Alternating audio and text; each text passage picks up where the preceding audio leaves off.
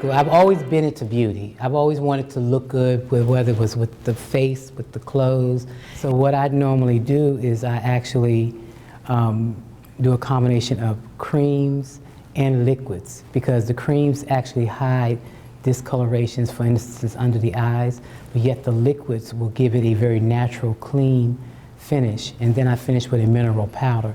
I prepare the skin with a good moisturizer, then a cream foundation under the eyes, a liquid foundation, and then set it with a loose powder. Now, it sounds like a lot, but it doesn't look like a lot once you see the person in person.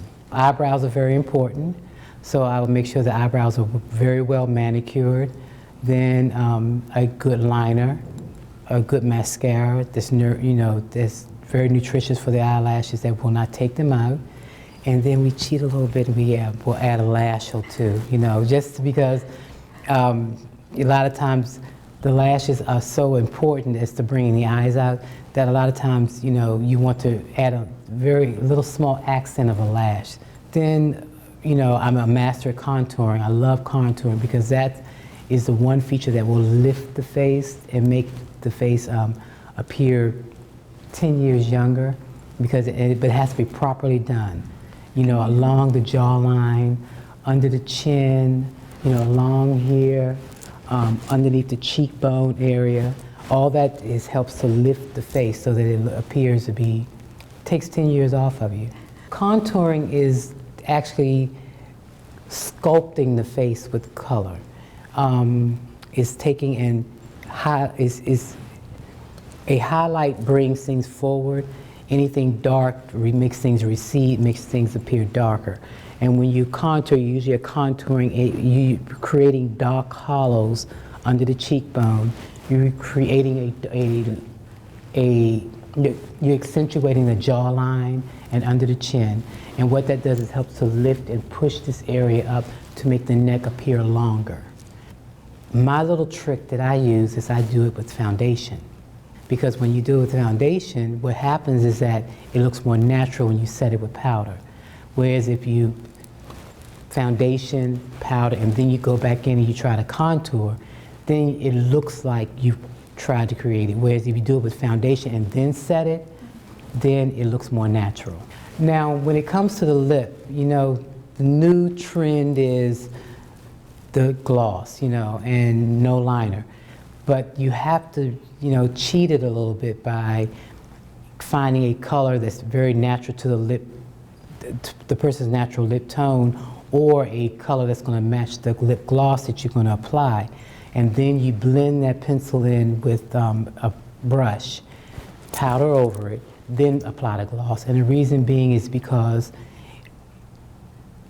the gloss tends to bleed onto the skin and into the fine lines, and then you end up looking like having that glazed donut look, and I can't take that. I was on the plane the other day, and the stewardess was, in first class, getting my lunch, and the stewardess, she bent down, she said, "Sir, would you like something to drink?" And I looked up at her, and I was like, in my mind, I'm like, oh my gosh, she looked like a clown. She really did. She had black liner around her lips. Literally black liner around her lips. And then she had clear gloss on the top of that. And then, so the gloss was bleeding onto the black lipstick, the black liner, and then it was all up above and around her lip. And I couldn't even look at it. I answered her, looking down, because I really wanted to jump in and explain to her what she needed to do. But then a lot of times, I've gotten in trouble where that's been insulting. So I've left it alone. I just, I talked, I pretended as if I was reading, and I looked up, just enough to answer her, so not to be rude.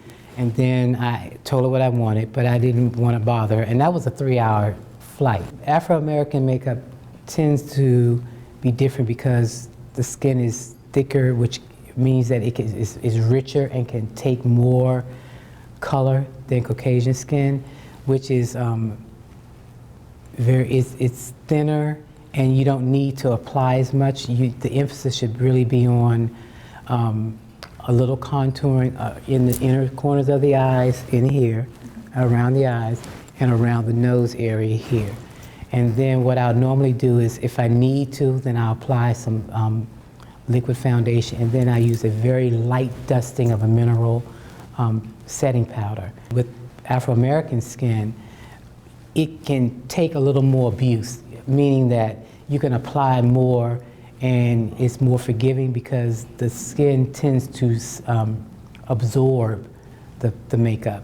Eyeshadow selections are more richer, lip colors are more richer, and so that basically is the difference between the two skin tones. Anything that you put on your skin is going to go through your skin and help to feed your insides.